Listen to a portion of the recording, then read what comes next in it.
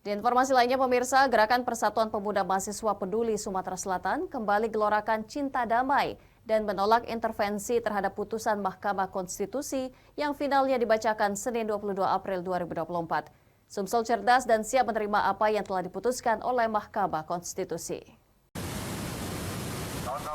Jelang putusan sengketa Pilpres yang finalnya akan dibacakan oleh Mahkamah Konstitusi Senin 22 April 2024, Sumsel siap menerima apapun hasil dari keputusan tersebut.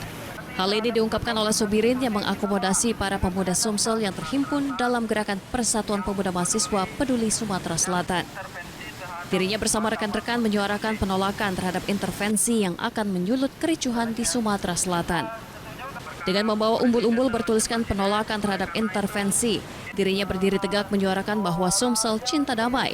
Di persimpangan Air Mancur, Masjid Sultan Mahmud Badarudin Jaya Wikromo, dirinya juga menegaskan bahwasannya hasil pemilu ini merupakan pilihan yang mutlak dari hati nurani rakyat. Apa yang menjadi putusan MK pastinya telah melalui tahapan demi tahapan dan dengan data yang konkret, sehingga final dari hasil Mahkamah Konstitusi siap dibacakan. Mengajak seluruh masyarakat untuk bersikap secara rasional dan menerima penuh apa yang telah diputuskan oleh Mahkamah Konstitusi. Apa yang telah diputuskan itu yang terbaik untuk kemajuan bangsa Indonesia. Kita ini menolak dengan keras dan tegas, kalaupun ada dari pihak-pihak manapun ya, yang akan menekan ataupun intervensi terhadap keputusan Mahkamah Konstitusi. Dari Palembang, Erwin Setiawan, iNews melaporkan.